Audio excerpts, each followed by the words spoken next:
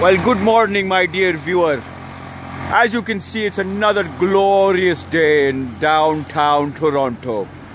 It's about 8 o'clock in the morning. The general public is waking up and going off to work, obviously. In their boxes, to their boxes, from their boxes.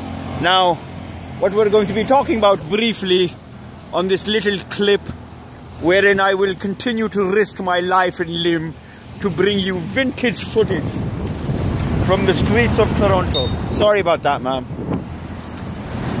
Alright. They're just crazy, these Torontonians, my dear viewer. So yeah, CN Tower, blah, blah, blah, blah, blah, blah. And what I wanted to talk about was not evolution, but empiricism. Empiricism, my favorite. So I'll be on Twitter talking to some of these atheists. Not like these guys. You wanna wave?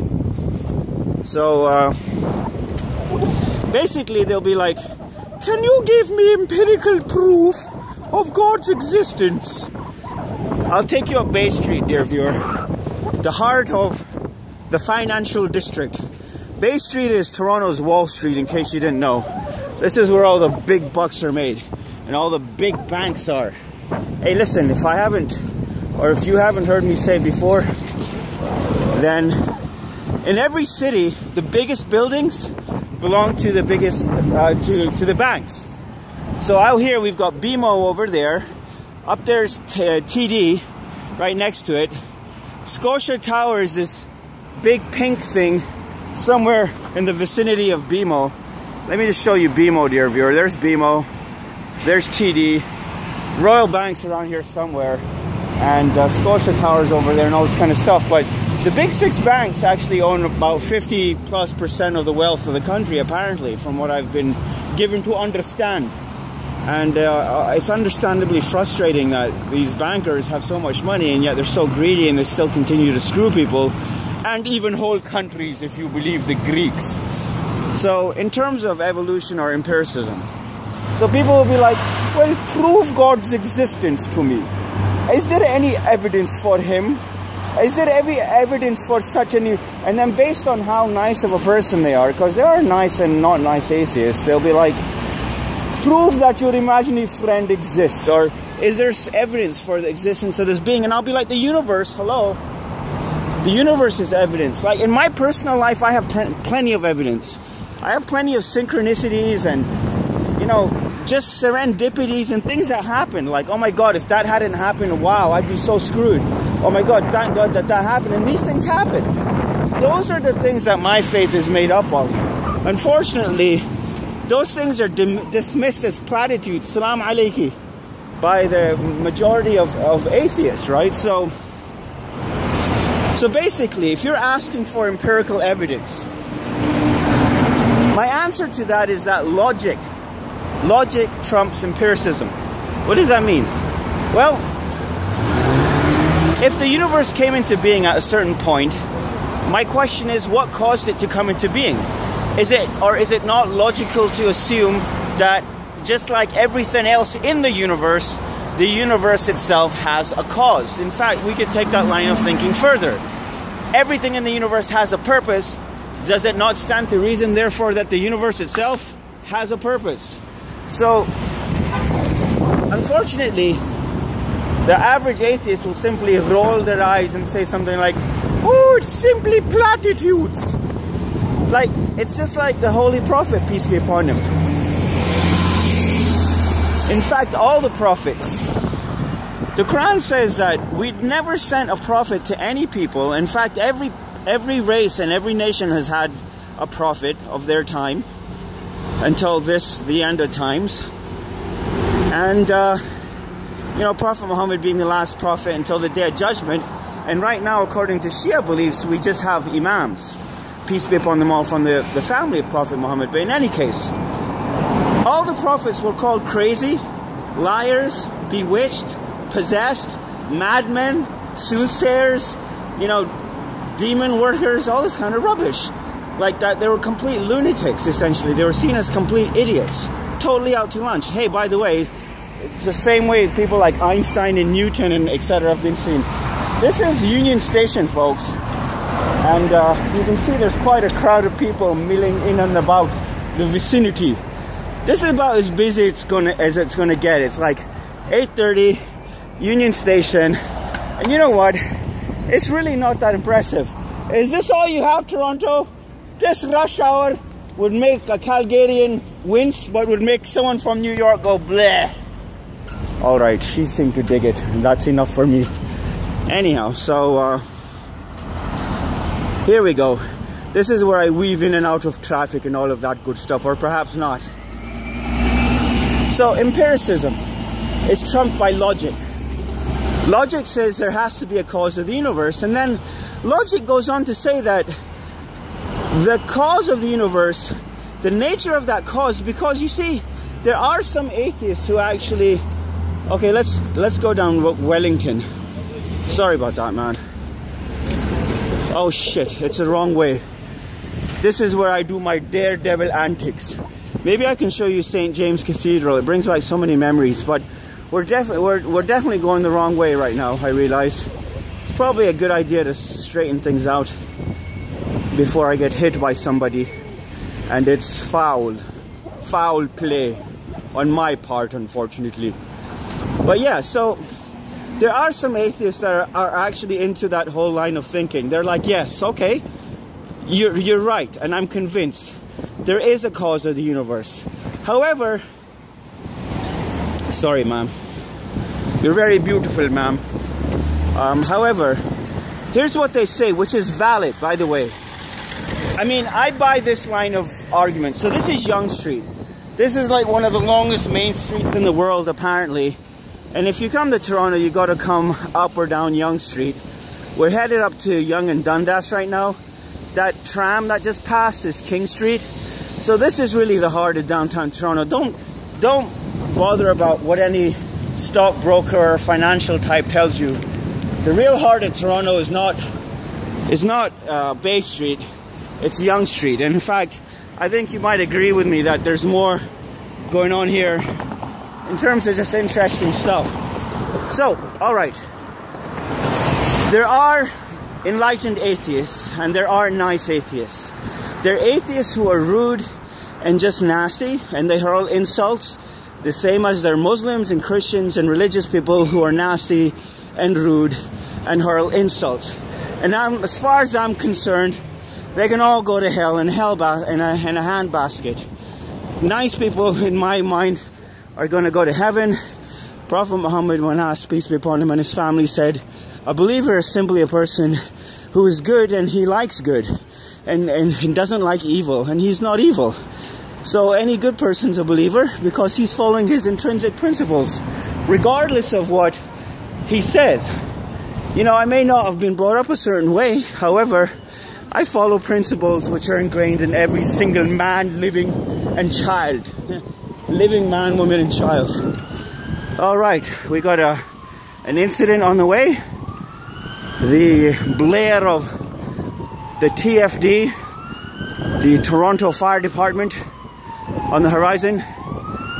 Basically, all it means is a chance for me to cross over and not worry about a damned thing. There's a fire truck coming. Stay where you are, you damn people. Don't move an inch. Anyhow, Yonge Street. Ain't it a beaut?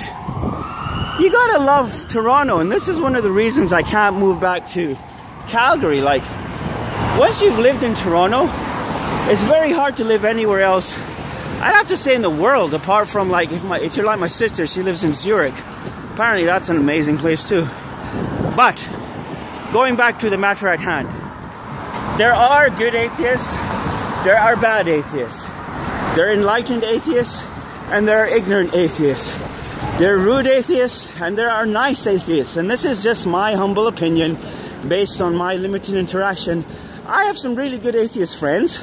I've had some really good atheist bosses. And in fact, by and large, atheist people are definitely more intelligent than the average person, right? And at the same time, a lot of them have principles, which is the main thing. In these court things, hey, don't break that hard, man. These guys in the back, they get bounced around. See that court van? In the back of that Corvan was I, your humble narrator.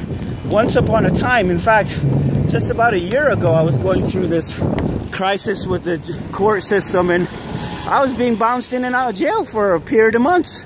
Like, I spent a total of 2-3 months in jail over a period of 6 months. So this is the famous Yonge and Dundas Square. I'm not going to spend too much time here. I don't have too much time. Just like the rest of these rats. But I'm the only one who realizes it, unfortunately. Smile, man. Alright, so basically, there are atheists who will admit to that line of thinking. Okay, Hussein, the universe does have a cause. Now, they say, and this is correct, what they say is correct. They say, who are you to come along and give that cause a name and say it has personality and turn it into your own personal favorite deity? As a Muslim, obviously I believe in Allah subhanahu wa ta'ala azza wa jal, the most merciful, most high, notwithstanding the fact that he metes out the most terrible punishment. You know, and one thing I'll just say on a side note, one thing I'm totally, this is Ryerson University, by the way, RU, campus store, Wave Ryersonians, you're all going to be on YouTube. Every last one of you who's captured by my frame. You too. Alright, so basically, what gives you the right, they asked, to turn it into your own personal God? And the reason I know all the ins and outs of downtown Toronto is because I lived on the street, basically. You know, shelters, all this kind of rubbish. And walked around for hours and was in very different artificially induced and naturally induced states of mind. Altered states of consciousness, I might as well just tell you. So, it's beautiful, isn't it gorgeous? You kids don't know what you have. Treasure these moments, because you'll be bawling your damn silly eyes about them later. About it, them / situations, right, folks? Take heed, young ones. Learn while you have the golden opportunity to do so. The guy was kind of freaked out that I was filming his baby. People here are very worried about privacy. It almost gets me into fights sometimes, believe it or not. You probably do believe it, given my nature. Anyhow, I was going to make the fatal mistake the other day of driving down past one of the shelters I used to live at as a... thanks, man. As a young homeless man on the streets of Toronto. Alright, so Hussein, there is a cause of the universe, but we don't know what it is, and in Richard Dawkins' immortal words, shit, sorry man, we may never know. He's right. We may never know. But there is something, and it does have godlike powers, because it exists without having been created, right? Because it's a primary cause. It's the uncreated creator. It's the Alpha and the Omega. So there had to be something that was primordial to everything, that existed before everything. That in itself is mind-blowing and inexplicable and unscientific. However, it's a logical necessity. Isn't Toronto great? Come on, you got to prop me on that. The funny thing is, I send these videos to people and some people get torn up over the Toronto aspect of them. Oh, this Toronto stuff, blah, blah, blah, is all rubbish. You say some interesting things, young man. Like right there, Granby Street. There's a sign that says Granby Street, right? Granby Street. To me, that sign proves the existence of God. You'll be, how's that? I'm reading this book by Eliyahu Goldratt, who created the theory of constraints, which is essentially a manufacturing paradigm to turn your average sleazy, inefficient work mill or power plant or what have you, manufacturing operation, into a streamlined, productive, and efficient organization. The book is called The Goal, and the president of the company at the power plant, of the company that owns the power plant where the book takes place, his name is Granby. The person who founded the company is called Granby, and his kids, etc. Run the show today. So once you get tired of traffic in Toronto, you can always duck into these beautiful back alleys, whether you're on foot or on bike or whatever. On car, it's a bit more tedious because you've got traffic signs to attend to, like this do not enter here, which I'm going to completely ignore at the risk of life and limb, just for your sake, my dear viewer. Alright, Hussein, so you've shown me that there is a primordial cause. And my dear atheists, this cause has no beginning and no end. Therefore, if it's beyond time, right there is a big clue. If it's beyond time, it's already beyond empiricism, right? Because it created all these things that you're talking about. Matter and mass and quality of properties, or anything that can be measured. And the system of measurements and all these things were created by God, right? So he's not defined by them. So how would you have it? Would you have it that he walked around and ate food? Mali hadha Rasul, says the Quran of some people. They say, what's with this so-called prophet? Yamshi fil aswaq wa yat'am at-ta'am. He walks amongst us, he walks in the markets, he eats food, all this kind of stuff. You know, why is there not an angel that's been sent with him? Or why doesn't he have like money and gardens and all this kind of stuff? Why isn't he powerful? Why doesn't he have spells and all this kind of stuff? No, like the matter would have been decided, says Allah. The whole point is that we're here as a test. This life, I mean, anyone can realize that we're not meant for this world, right? You know, kids are dying of cancer, and that's horrible. But there is an explanation for everything, including the fact that kids are dying of cancer. So there you go. I think I explained everything I needed to. Logic trumps empiricism. There had to be a cause of the universe, and the universe itself bespeaks the amazingness of the cause. Like, we don't understand anything of what's going on right now. You'd be like, oh, we understand everything. How could we have made cars and all this kind of stuff? Trust me, we don't. I'd look forward to your comments if I knew they were coming, but I do have to get going. See you later, my dear viewer, and don't stare at the sun too long.